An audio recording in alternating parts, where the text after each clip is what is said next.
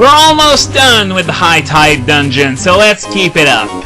And yeah, at the end of the last video I was talking about the new codec that I downloaded. I tried it on Platinum to see how it would turn out, and it turns out actually not so bad. So even if I don't buy a new computer, I think I might be able to do decent enough videos. Of course, there's a slight bit of desync whenever I record, but it's probably 1 second for a 10-minute video.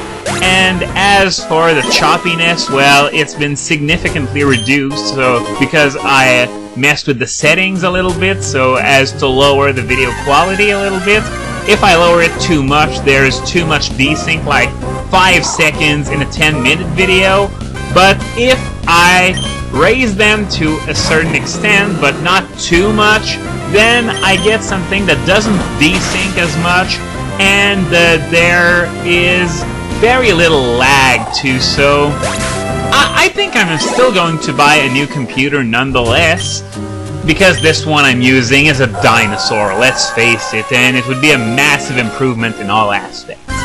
So now I believe I collected all 4 shoal shells, so the only thing left to do here is to get out of this place and then wait. That's right, because I have to wait for the tide to lower, and I checked on Bulbapedia for fun, and the tide is high between 9 AM and 3 PM, and between 9 PM and 3 AM. At other times, that is between 3 PM and 9 PM and 3 AM and 9 AM, the tide is low. So I'm going to need to wait until 3 PM in order to be able to continue. And I know I could just go do something else, like fight trainers on the 9 remaining sea routes, but I really want to get this out of the way as quickly as possible. Mostly, because I'm going to need to go here 5 more times in order to have enough, there's nothing there, to have enough shell bells for my entire team, including Rayquaza, once I catch it.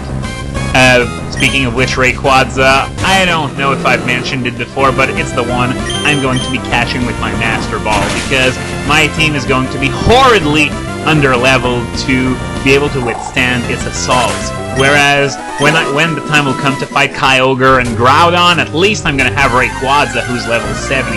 Of course, I checked their movesets, and it's going to be an absolute pain in the ass to catch them. You can go check on Cerebi if you like. It's the 4 moves that the last 4 moves that they learned before level 70. For example, Kyogre has Sheer Cold, Double Edge, Rest, and Hydro Pump. And when stabbed, Hydro Pump under the rain off 150 base special attack is the least of my concerns.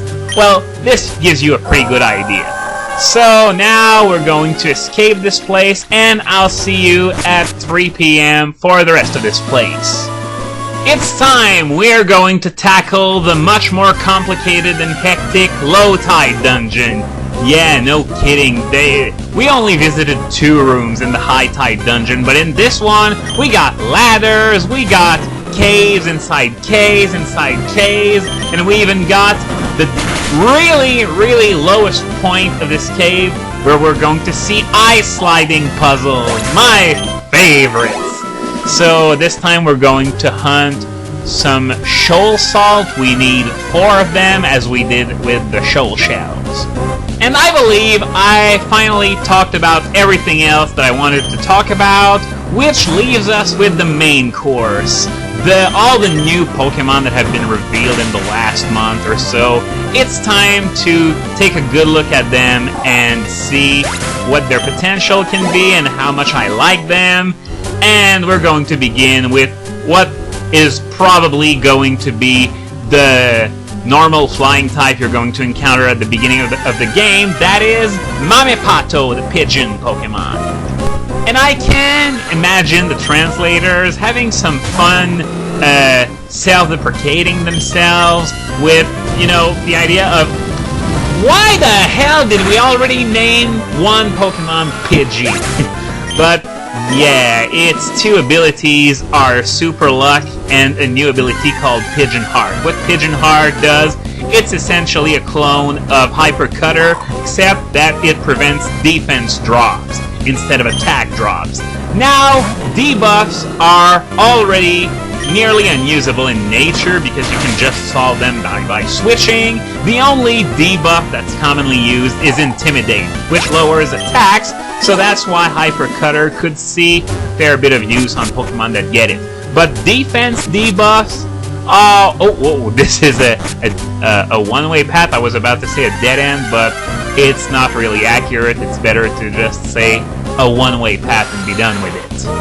So yeah, Pigeon Heart, unless there's an Intimidate equivalent that's introduced that drops defense instead of attack, it's going to be completely useless. Stick with Super Luck. Of course, the increased chance of a critical hit isn't going to mean much in the long run if the guy has no moves to take down rocks and steels, which is the case for every normal flying type out there except for Staraptor and Togekiss. And next up, just to keep up with the urban feel that Generation 5 is trying to convey, is Gear. Well, it's the Gear Pokemon. It's 2 gears. The design is very simple, but for some reason, I absolutely love it.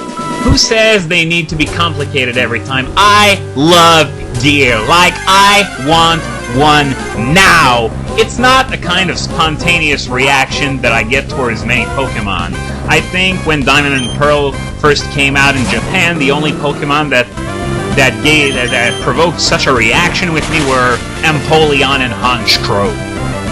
Abilities are plus and minus, which means they'll be better suited for doubles and triples, and more importantly, well, it depends on whether Gear evolves or if it doesn't, what kind of stats it has, but we may have something on our hands that's going to obsolete Plusle and Minun once and for all. Even though there's about 1 million electric types that are better than those two, it's good to see that there are at least going to be plus and minus Pokemon that might actually be competent. Of course, it always depends on what kinds of stats Gear has or will it evolve.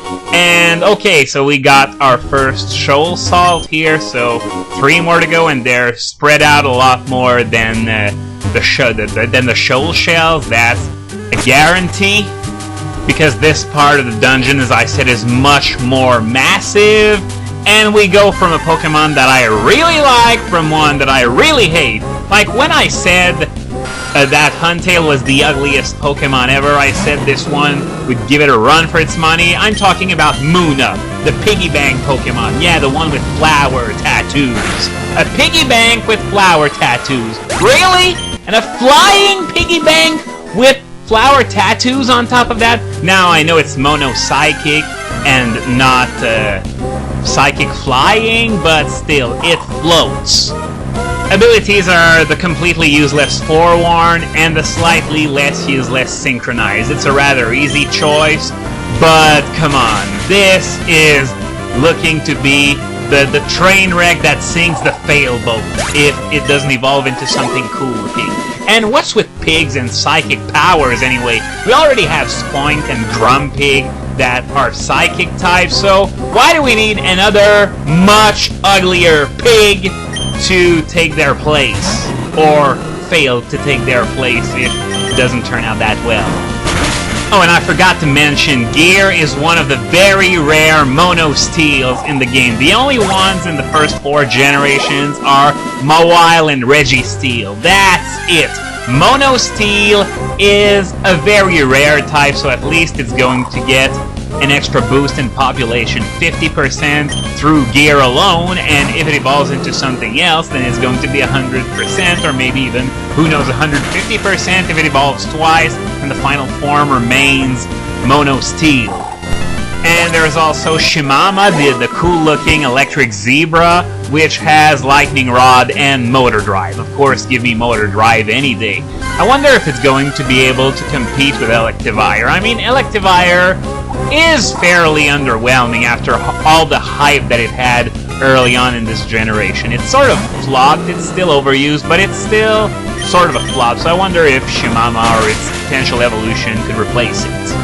And as for the rest, it's gonna wait until next time because this is the end of this Canada Day blowout.